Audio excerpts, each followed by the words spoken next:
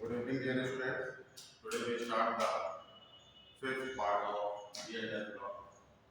इससे पहले के पार्ट्स में हम लोगों ने 3D, 4D, 5D, 6D threading के बारे में डिस्कस किया। D ब्लॉक एलिमेंट्स के प्रॉपर्टीज के बारे में डिस्कस किया। Today we start the compound of D block element.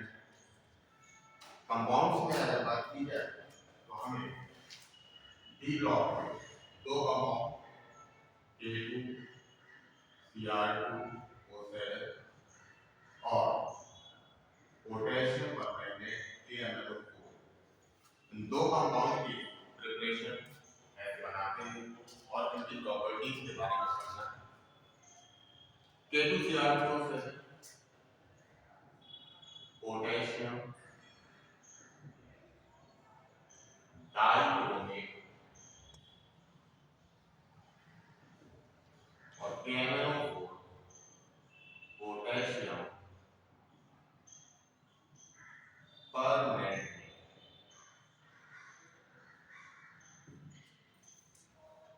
Potassium dichromate को स्टार्ट करने के पहले हमें क्रोमेट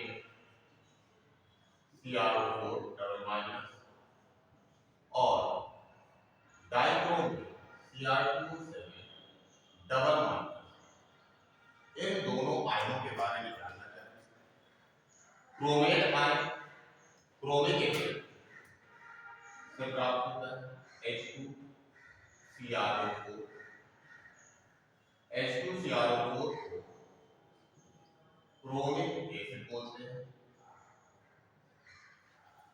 और जब क्रोमिक एसिड के दोनों हाइड्रोजन परमाणुओं को हटा दिया जाता है तब CrO4 double minus chromate ion प्राप्त। क्रोमेट आयन येलो कलर का होता है और जब अगर हम इसके क्रोमिक एसिड के फार्मूले को डबल करते हैं उसमें से H2O माइनस करें तो हमें H2Cr2O7 डाइक्रोमिक एसिड प्राप्त। और जब डाइक्रोमिक एसिड के दोनों हाइड्रोजन आयंस को हटाएंगे तब हमें dichromate ion Cr2O7 double minus that is called dichromate ion प्राप्त। और डाइक्रोमेट आयन का कलर ऑरेंज यानी क्रोमेट आयन येलो कलर का और डाइक्रोमेट आयन ऑरेंज कलर का। अगर क्रोमेट आयन की बात की जाए तो क्रोमेट आयन में क्रोमियम के oxidation number CrO4 double minus में क्रोमियम के ऑक्सीडेशन नंबर अगर आप निकालते हैं तो +6 प्राप्त। इसका मतलब है कि अगर हम क्रोमियम +6 का इलेक्ट्रॉनिक कॉन्फ़िगरेशन लिखें तो सबसे पहले हम क्रोमियम का कॉन्फ़िगरेशन लिखना पड़ेगा। Chromium atomic number 24 configuration R1 4s1 3d5 और और फिर इससे आप क्रोमियम प्लस 6 आयन, जब क्रोमियम प्लस 6 आयन बनाना है तो इससे 6 इलेक्ट्रॉन भी रिमूव करने पड़ेंगे। जब सब 6 इलेक्ट्रॉन रिमूव करते हैं तो इसका कॉन्फ़िगरेशन R1 के समान है और R1 में एक भी अनपेयर्ड इलेक्ट्रॉन नहीं है, यानी क्रोमियम प्लस 6 में कोई भी अनपेयर्ड इलेक्ट्रॉन नहीं। और ठीक इसी तरह से डाइक्रोमेट आयन में भी क्रोमियम का ऑक्सीडेशन नंबर +6। इसका मतलब है कि चाहे डाइक्रोमेट आयन या क्रोमेट आयन, दोनों में क्रोमियम +6 ऑक्सीडेशन नंबर शो करता है, जिसकी वजह से इनमें एक भी अनपेयर्ड इलेक्ट्रॉन नहीं। और जब इनमें अनपेयर्ड इलेक्ट्रॉन है नहीं तो फिर ये कलर कैसे देते हैं? कलर देने के पीछे कारण क्या है? जबकि हम लोगों ने पढ़ा कि जिसमें भी अनपेयर्ड इलेक्ट्रॉन होते हैं उनके आयन कलर्ड और उसका कारण है dd ट्रांजिशन। लेकिन यहाँ पर कोई भी अनपेयर्ड इलेक्ट्रॉन प्रेजेंट नहीं है, फिर भी ये कलर शो करते हैं। उसके पीछे कारण क्या है? तो उसके पीछे कारण को समझने के लिए, रीजन को समझने के लिए हमें इनके स्ट्रक्चर के बारे में जानना है। क्रोमेट आयन की स्ट्रक्चर की बात की जाए तो you can write structure of chromate and dichromate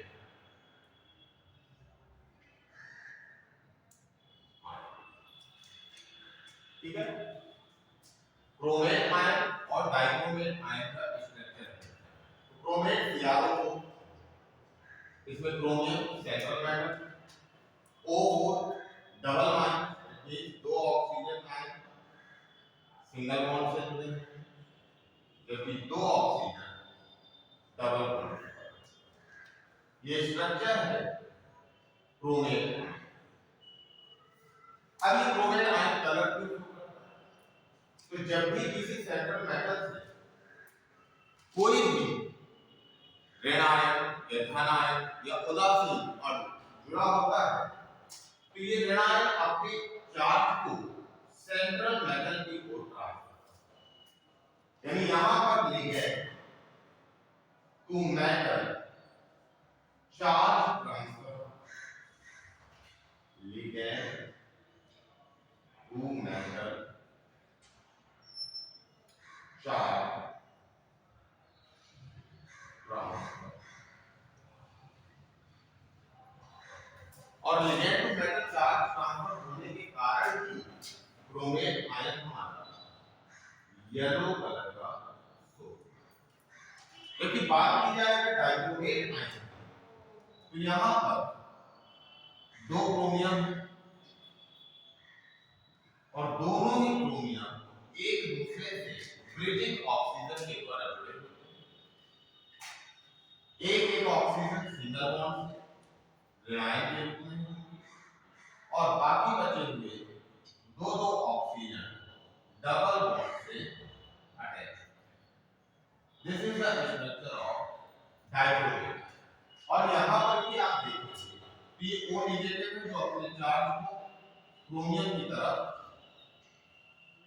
displace करता है, जिसकी वजह से ये ऑरेंज कलर का शो। क्वेश्चन बहुत पूछा जाता है कि क्रोमेट आयन और डाइक्रोमेट आयन दोनों के पास अनपेयर्ड इलेक्ट्रॉन नहीं है, उसके बावजूद भी ये कलर्ड होते हैं। कारण क्या है? तो कारण है ligand to metal charge transfer. Electron ligand से केंद्रीय भाग की ओर आवेश का स्थानांतरण होता है, जिसकी वजह से ये येलो कलर क्रोमेट आयन, जबकि डाइक्रोमेट ऑरेंज कलर शो करता है। स्ट्रक्चर से रिलेटेड एक और चीज कि इनमें दोनों में ही क्रोमियम जो है ये sp3 हाइब्रिडाइज होता है। इनकी आकृति टेट्राहाइड्रल होती है।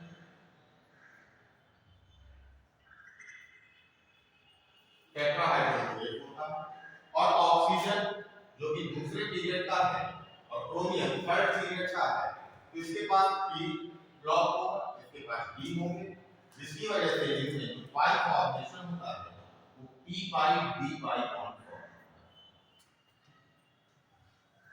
नोट डाउन कर लें सारी चीजों को। क्रोमेट येलो कलर का होता है, किससे प्राप्त होता है? Chromic acid. क्रोमिक एसिड के डबल से जब हम H2O को माइनस करते हैं तो डाइक्रोमिक एसिड प्राप्त होता है, और डाइक्रोमिक एसिड से जब हाइड्रोजन आयन रिप्लेस किया जाता है तो डाइक्रोमेट आयन प्राप्त होता है, जो कि ऑरेंज कलर का होता है। इनका कलर ओरिएंटेशन LHCl के द्वारा ligand to metal charge transfer के कारण होता है। क्रोमेट आयन में क्रोमियम sp3 होता है, टेट्राहेड्रल होता है, और इसमें जो पाई बॉन्ड बनता है वो p by d pi bond होता है। जबकि डाइक्रोमेट में दो क्रोमेट स्पीशीज एक दूसरे से ब्रिजिंग ऑक्सीजन के द्वारा जुड़ी होती है। इनमें बॉन्ड लेंथ सेम होती है, जो कि रेडियस स्ट्रक्चर शो करते हैं। नोट कर लें।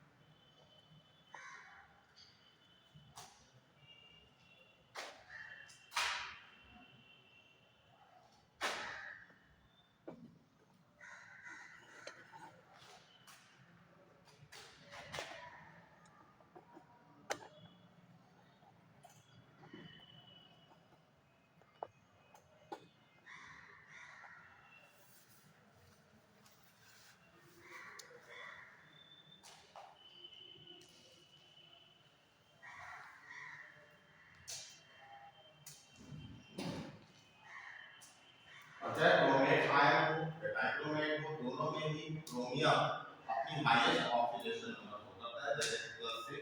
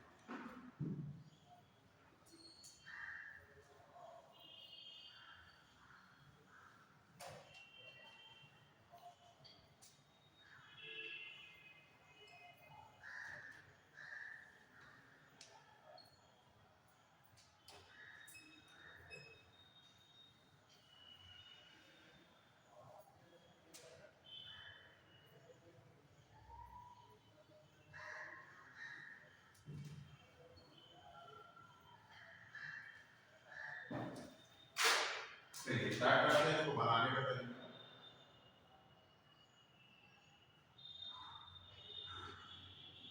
Preparation method of K2Cr2O7।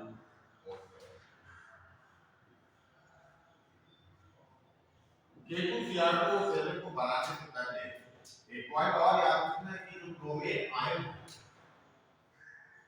CrO4 double minus और Cr2O7 डबल नाइट्रोजन, इन दोनों को हम आपस में चेंज कर सकते हैं। चेंज करने का तरीका क्या होगा कि अगर हम क्रोमेट आयन की रिएक्शन एसिडिक मीडियम से कराएं, H+ आयन से कराएं, तो क्रोमेट आयन डाइक्रोमेट में चेंज हो जाता है। और डाइक्रोमेट की रिएक्शन अगर OH माइनस से कराएं, एसिड से करा रहे हैं तो डाइक्रोमेट बन रहा है। अब डाइक्रोमेट से अगर हमें फिर से क्रोमेट बनाना है तो हमें रिएक्शन किससे करानी पड़ेगी? बेस से, ऑब्वियस सी बात है। यानी अगर हम क्रोमेट आयन की रिएक्शन किसी भी एसिड से कराते हैं तो क्रोमेट आयन डाइक्रोमेट में चेंज हो जाता है, जबकि डाइक्रोमेट की अगर रिएक्शन हम किसी बेस से कराते हैं तो डाइक्रोमेट फिर से क्रोमेट आयन में चेंज हो जाता है। और ये बेस है आपका बनाने के लिए। K2Cr4 पोटेशियम डाइक्रोमेट का निर्माण होता है, ये क्रोमाइड ओर के द्वारा होता है।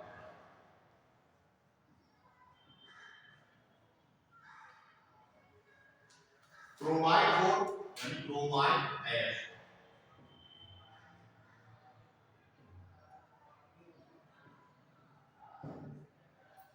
अब क्रोमाइड गैस का फार्मूला क्या है? FeCr2O। जब क्रोमाइड गैस की रिएक्शन सोडियम कार्बोनेट या कास्टिक सोडा के साथ वायु की उपस्थिति में कराते हैं, ठीक है, क्रोमाइड को यानी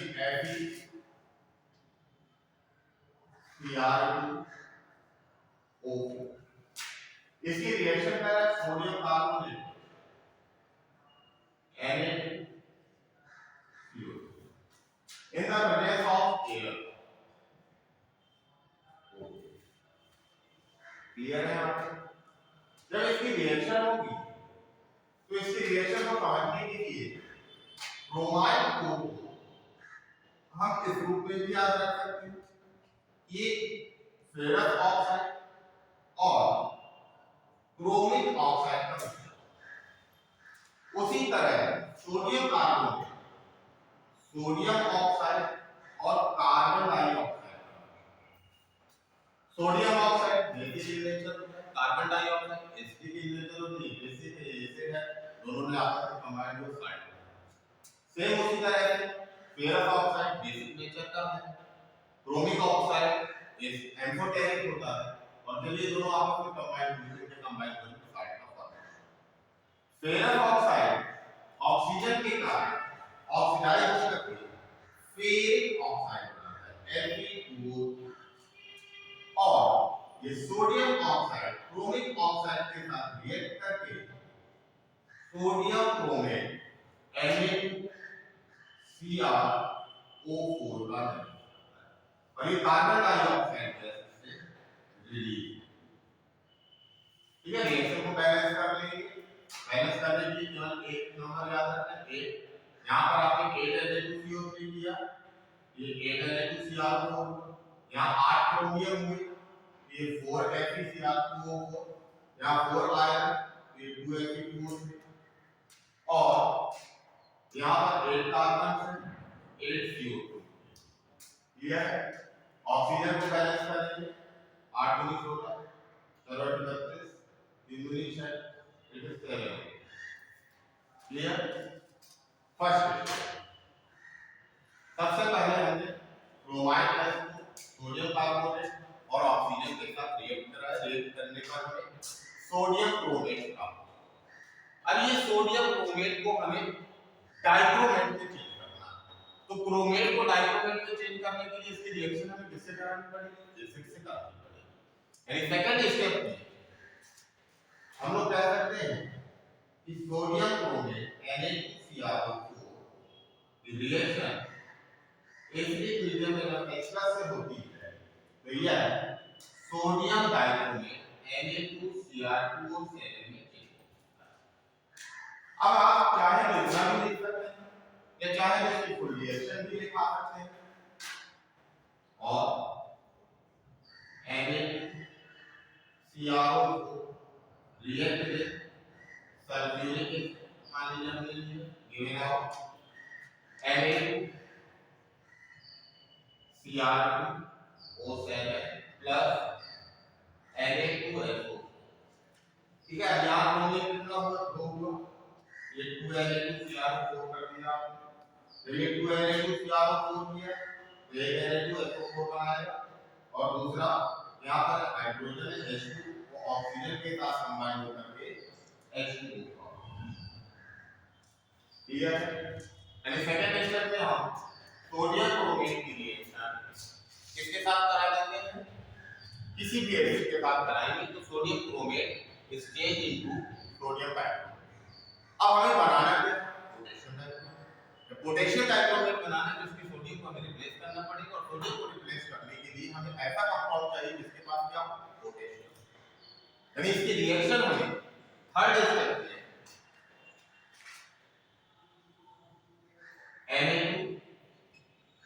Na2Cr2O7 react with potassium chloride to form K2Cr2O7 plus 2Na। ज्यादा क्लियर? यहाँ क्रोमेट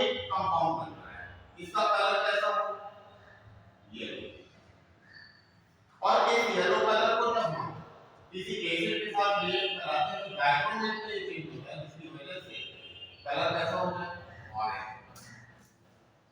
अब इसमें क्वेश्चन बन सकता है कि क्रोमाइड H को ऑक्सीजन और सोडियम कार्बोनेट के साथ रिएक्ट कराने पर येलो कलर सॉल्यूशन होता है।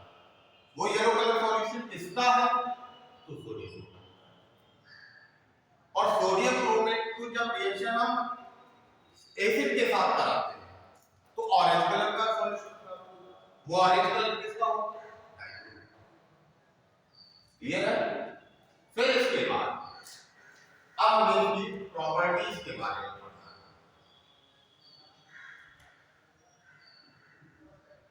Properties of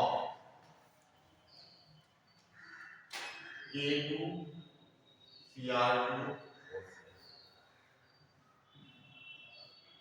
potassium dichromate. Potassium dichromate आपको मालूम है कि यहां पर क्रोमियम अपनी हाईएस्ट ऑक्सीडेशन नंबर +6। जब ये अपने हाईएस्ट पीक पॉइंट पे है तो कोई भी चीज जब पीक पॉइंट पे पहुंचती है, शिखर पर पहुंचती है, उसके बाद उसमें क्या आता है, रिड्यूसनेस आती है, घटाव आता है। यानी ये अपनी ऑक्सीडेशन नंबर को घटाने का प्रयास करेगा। और अगर ये अपनी ऑक्सीडेशन नंबर को घटाता है इट मींस ये अपने आप को रिड्यूस कर रहा है। और ये अगर खुद को रिड्यूस कर रहा है तो दूसरे को क्या करेगा, ऑक्सीडाइज करेगा। यानी K2Cr2 is a strong oxidising agent, प्रबल ऑक्सीकारक पदार्थ। और ये प्रबल ऑक्सीकारक पदार्थ किस माध्यम में होता है, एसिडिक मीडियम। एसिडिक मीडियम के लिए क्रोमियम अपने ऑक्सीडेशन नंबर को +6 से +3 तक रिड्यूस करता है। यानी क्रोमियम जो यहां +6 में है, डायक्रोमेट आएंगे, वो अपने आप को रिड्यूस करके Cr+ के 3-4 में कन्वर्ट करता है। ये हमेशा है। अगर हमें इसकी रिएक्शन पढ़नी है तो हमें याद रखना पड़ेगा कि Cr2O7 में क्रोमियम +6 ऑक्सीडेशन नंबर शो करता है और अपने आप को रिड्यूस करके +3 तक ले जाएगा। जब +3 तक ले जाएगा तो Cr2O7 डबल इसकी रिएक्शन सबसे पहले I- और मीडियम क्या रहेगा इसमें हमेशा, एसिडिक। डाइक्रोमेट I- को I2 में ऑक्सीडाइज करता है, H2S को सल्फर में ऑक्सीडाइज करेगा,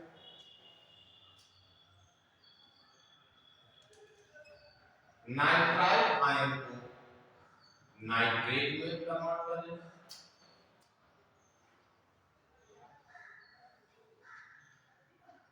ऑक्सलेट को कार्बन डाइऑक्साइड में करेगा,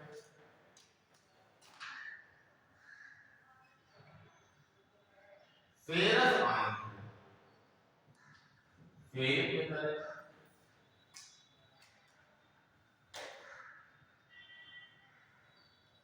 सल्फर डाइऑक्साइड को सल्फ्यूरिक एसिड में ऑक्सीडाइज करेगा,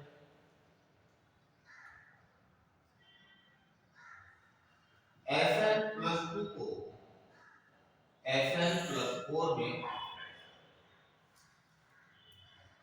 डाइक्रोमेट में आप केवल इतना याद रखना है कि किसको किसमें ऑक्सीडाइज करता है, I- I2 H2S sulphur, nitrile ion nitrate, oxalate ion carbon dioxide, ferrous ion ferric ion, sulphur dioxide sulphuric acid में, स्टेनस आयन स्टेनिक में। और इसी तरह आप बता सकते हो कि सल्फाइड आयन SO3 को सल्फेट आयन में ऑक्सीडाइज करने का। अब इसकी रिएक्शंस को एक एक करके डिस्कस करते हैं। पहले इतना नोट डाउन कर लें।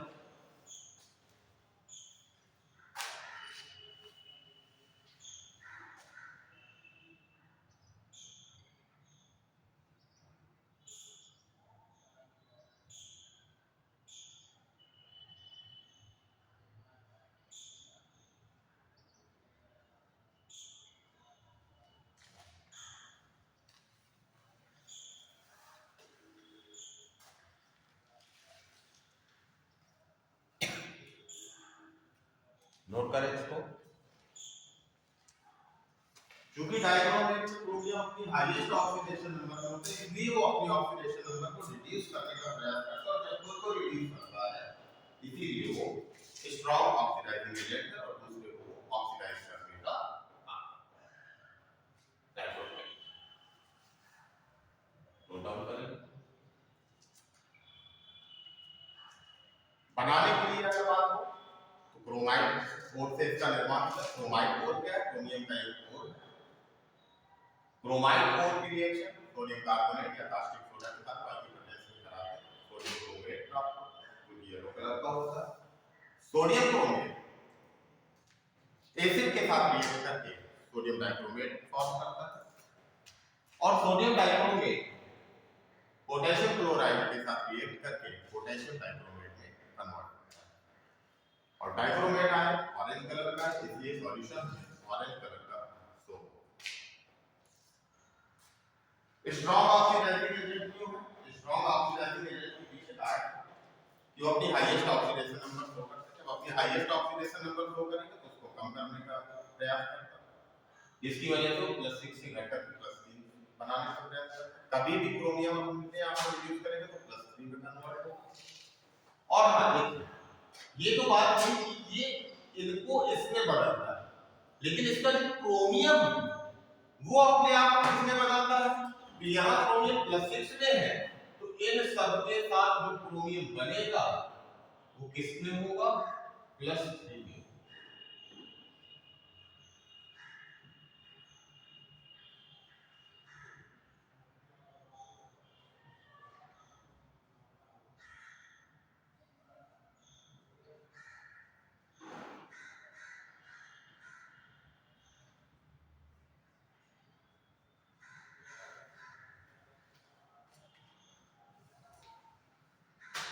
अब यहाँ से इसकी आप आयनिक रिएक्शन बना सकते हैं, आयनिक इक्वेशन बना सकते हैं। Cr4 से double minus plus H plus I minus given out I2 plus Cr plus के 3 चार्ज प्लस H2, तो उसको बैलेंसिंग कर सकते हैं। एक तो तरीका ये है रिएक्शन को बनाने का। दूसरा तरीका है इसको हम मॉलिक्यूलर फॉर्म में ले लें। मॉलिक्यूलर फॉर्म में जब लेंगे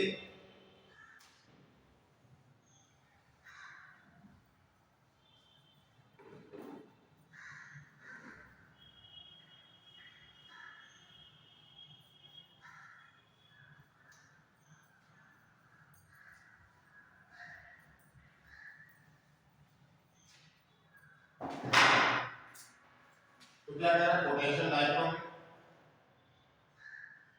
K2Cr2 और कह रहे हैं कि एसिडिक मीडियम में रिएक्शन कराना है, तो इसकी रिएक्शन करा देते हैं हम लोग सल्फ्यूरिक। तो सल्फ्यूरिक एसिड से रिएक्शन कराएंगे तो पोटेशियम सल्फेट के साथ मिलकर के पोटेशियम सल्फेट K2SO4 का निर्माण करेगा। क्रोमियम +6 से +3 में कन्वर्ट होगा। जब क्रोमियम +3 में कन्वर्ट होगा वो सल्फेट के साथ रिएक्शन करेगा तो क्रोमिक सल्फेट फॉर्म होगा, Cr2SO4 का होता है। क्लियर है ना? अब यहाँ सल्फेट टोटल कितना यूज हुआ? 3 और 4, तो 4H2SO4। जब 4H2SO4 लेंगे तो साथ में कितने वाटर मॉलिक्यूल फॉर्म होंगे? 4H2। क्लियर है? अब साथ में से 4 ऑक्सीजन को वाटर बना रहे हैं, शेष कितना है? 3 ऑक्सीजन, तो 3 नवजात ऑक्सीजन। ठीक है, ये रिएक्शन समझ जाइए ऑक्सीडाइजिंग। आप एक एक करके करते हैं। सबसे पहले सल्फाइड को सल्फेट में बदलता है, तो सल्फाइड वाला एक कंपाउंड है Na2SO3 रिएक्ट नवजात ऑक्सीजन, और Na2SO3 में O जोड़ेंगे क्या बन जाएगा? Na2SO4। अब ऊपर वाले रिएक्शन में कितना ऑक्सीजन है? 3, नीचे वाले में कितना है? 1। इस पूरी इक्वेशन में हम लोग 3 से मल्टीप्लाई कर देंगे और इस रिएक्शन को जोड़ देंगे। जब रिएक्शन को जोड़ेंगे तो ऑक्सीजन ऑक्सीजन कैंसिल आउट हो जाएंगे और potassium dichromate K2Cr2O7 plus Na2SO3 plus 4H2SO4 given out Na2SO4 plus K2SO4 plus Cr2SO4 का होल ट्राइस प्लस 4H2 इस तरह से फॉर्म। सेम इसी तरह से अगर आपको I माइनस से I2 में कन्वर्ट करना है तो I माइनस पोटेशियम आयोडाइड के साथ होता है। Potassium iodide react with sulfuric acid and new warm oxygen to form iodine I2 plus K2SO4 ये 2 हुआ ये 2 हुआ तो 2Ki जब 2Ki किया तो प्लस H2 क्लियर। अब ऊपर वाले में 3 ऑक्सीजन तो 3 से मल्टीप्लाई करेंगे जोड़ेंगे ऑक्सीजन ऑक्सीजन कैंसिल आउट हो जाएंगे रिएक्शन कैसे बनेगी अलग से लिखना चाहो अलग से आप लिख सकते हो।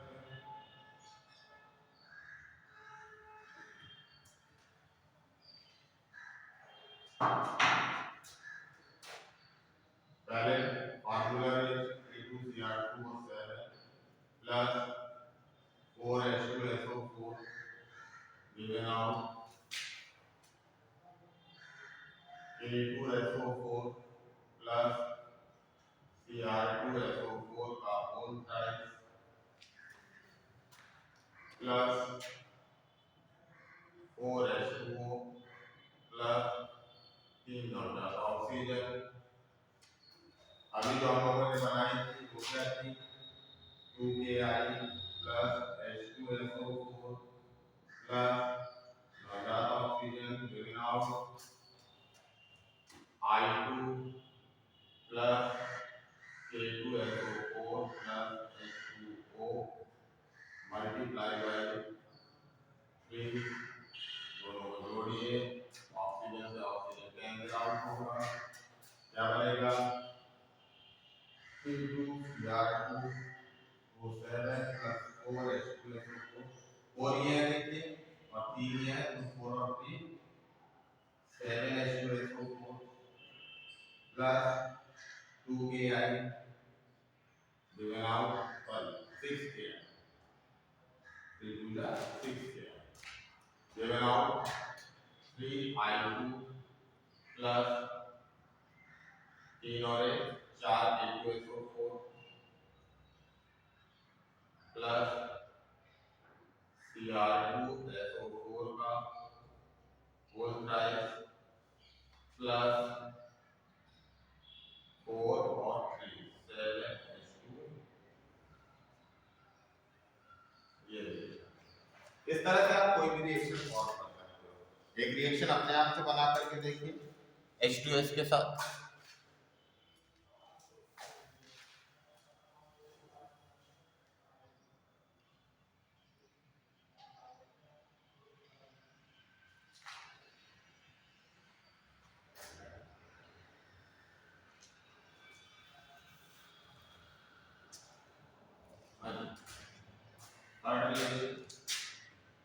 सबसे पहले तो फार्मूला रिएक्शन ये लोग K2Cr2O7 plus 4H2SO4 given out K2SO4 plus Cr2SO4 का whole thrice plus 4H2O plus 3 new bond oxygen. दूसरा क्या है H2S तो H2S को हमें रिएक्ट कराना होगा क्लियर है। ये सल्फर में ऑक्सीडाइज होता है जिससे सल्फर को अलग करके शेष में बचता है इसमें एक ऑक्सीजन है मल्टीप्लाई करके एडिशन करेंगे 3 ऑक्सीजन से 3 ऑक्सीजन कैंसिल आउट होगा K2Cr2O7 3H2S plus 4H2SO4 given out 3S plus K2SO4 plus Cr2SO4 का होल प्राइस प्लस 4 और 3 7H2O।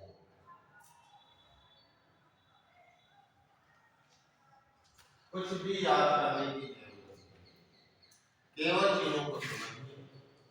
पोटेशियम डाइक्रोमेट जब भी एसिड के साथ रिएक्ट करेगा तो पोटेशियम डाइक्रोमेट के ऊपर से क्रोमीन +6 ऑक्सीडेशन नंबर शो करता है, एसिड के साथ मिलकर के +3 ऑक्सीडेशन नंबर शो करेगा और ऑक्सीजन जनरेट करेगा। वो ऑक्सीजन दूसरे कंपाउंड को, अब देखिए यहाँ पर हर जगह आपको दिखा रहा था ना Cr+ का चार्ज बन रहा है और इन सारी रिएक्शंस में आप देख सकते हो कि यहाँ क्रोमिक सल्फेट बन रहा है, इसमें भी क्रोमिक सल्फेट बन रहा है, इसमें भी क्रोमिक सल्फेट बन रहा है। और क्रोमिक सल्फेट में अगर क्रोमियम की ऑक्सीडेशन नंबर की बात की जाए तो +3 ही शो हो रही है, +3 शो हो रही है। इसका मतलब है यहाँ जो कि +6 में था ये +3 में आ रहा है, इसका मतलब ऑक्सीडेशन नंबर घट रही है, इसका मतलब ये रिड्यूस हो रहा है।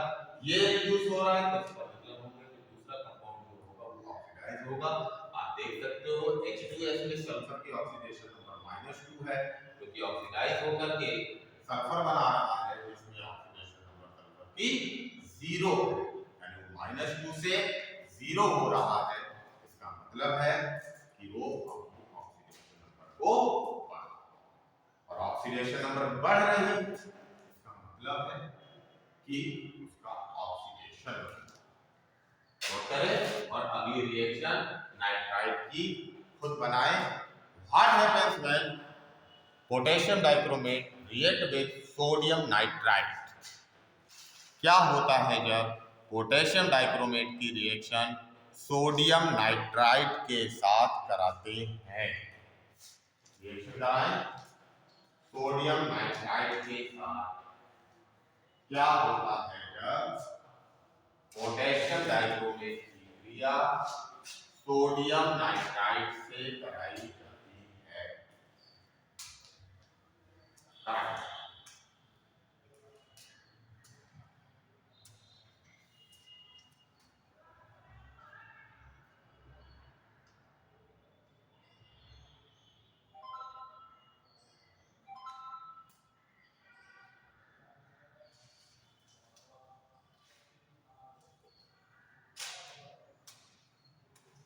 ऊपर वाली अरेंज कर दी जाए। Okay good.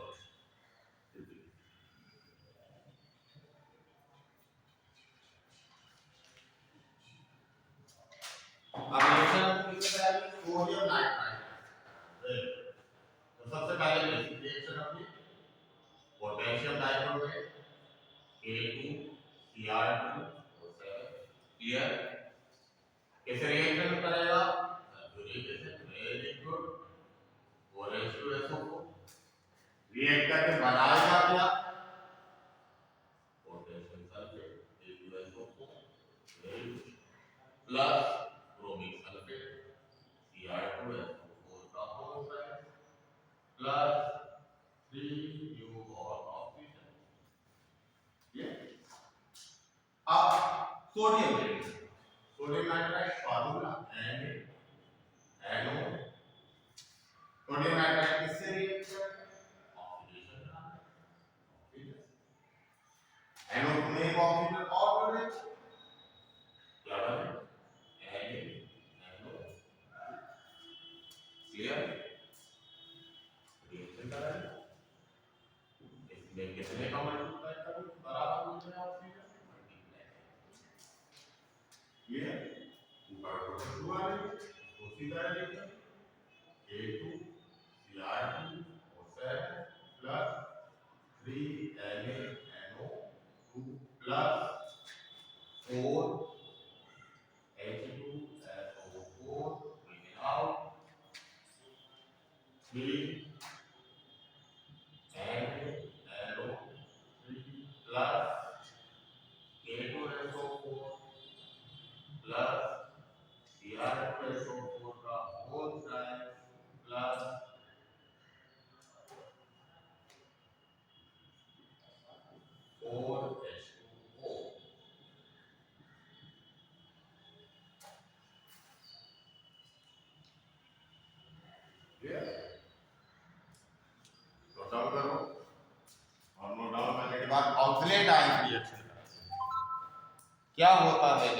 पोटेशियम डाइक्रोमेट की क्रिया ऑक्जेलिक एसिड से कराई जाती है।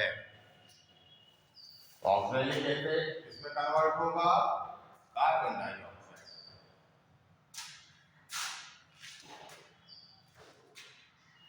क्लियर है? कराते हैं।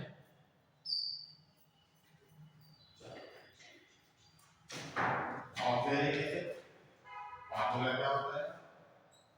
COOH का रिएक्ट विद म्यू ऑक्सीजन। ये बनाओ ऑक्सीडेट आयन है, इससे दो कार्बन डाइऑक्साइड फॉर्म होंगे प्लस क्लियर। ऑक्सीजन को बराबर करेंगे, तीन ऑक्सीजन एक मल्टीप्लाई होगा, दोनों रिएक्शन को जोड़ेंगे, क्या बचेगा? K2Cr2O7 plus 4H2SO4 plus